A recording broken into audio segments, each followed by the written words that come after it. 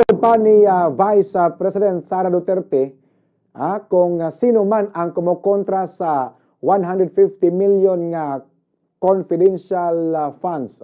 150 million nga confidential funds ay kumukontra sa kapayapaan. Ang kumukontra sa kapayapaan ay kalaban ng bayan. Bot pasabot, ang mukontra sa confidential funds kay kontra usab sa kalinaw o maisip nga kaaway sa tong nasod mga kabombo. Motoo mo ani kay para nako dili man ni mao. Kung mao man ganit na di lagi na mao mga kabombo.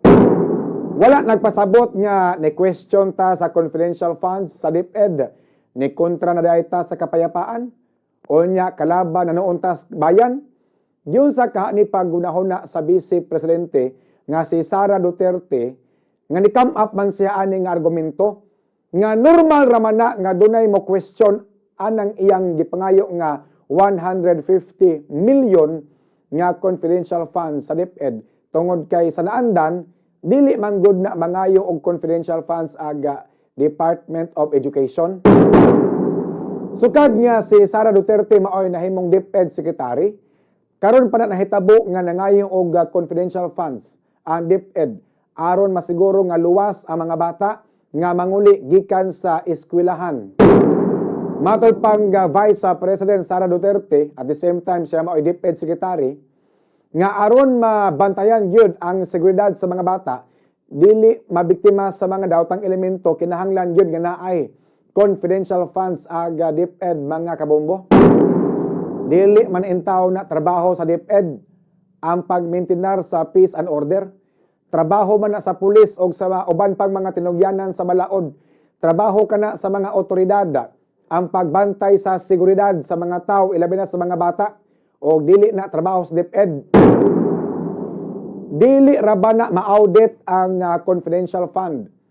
Dili rabana mahibaw-an sa publiko kung unsay gigastuhan sa confidential fund kay confidential man.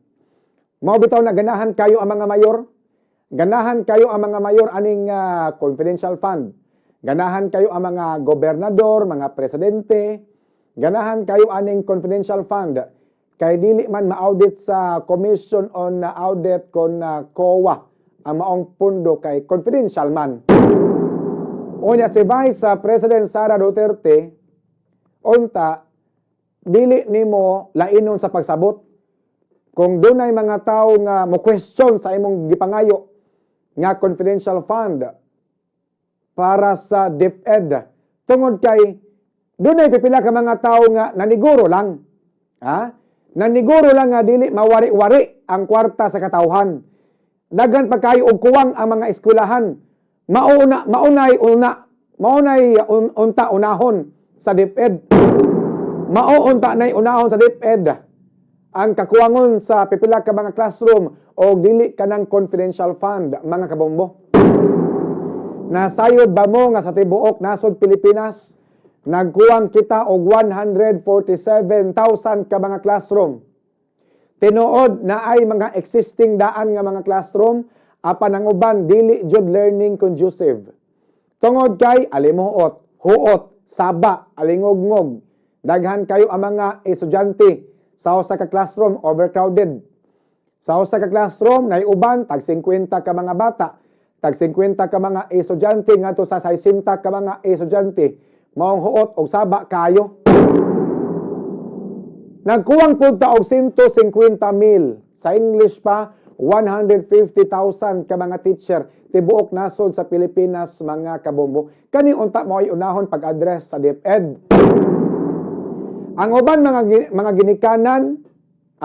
ginikanan, magamot-amot, paamuton pa og kwarta. Mag-meeting, PTA meeting, amot-amot. Kuwang man tag electric fan, alimuot man. O mga ginikanan, mga amot-amot electric fan para sa mga bata. Kaya mga bata singot kayo, why electric fan, ay ubad gubaon, kuwang og electric fan, mga amot-amot tag kwarta. Kita mga ginikanan, amot-amot tag kwarta para sa classroom, para sa itong mga anak. Kani unta mo unahon sa DepEd, dili ang kanang confidential fund. Kaya maluot ta sa mga ginikanan, magamot-amot og kwarta. Nga katong di katambong sa meeting, way mahimo. Kaya nauyonan ko no sa PTE meeting. Magamot-amot og kwarta para palit og electric fan sa mga bata kay pwedeng inita. Unya, nakadawat po og reklamo ang Bombo Radio Cebu kagabi. Matol pas reklamante, paamuton kuno sila og 780 pesos para itukod og transformer sa ilang eskwelahan didto sa Sandingan, Loon, Bohol. 780 pesos kadako na nga kantidad.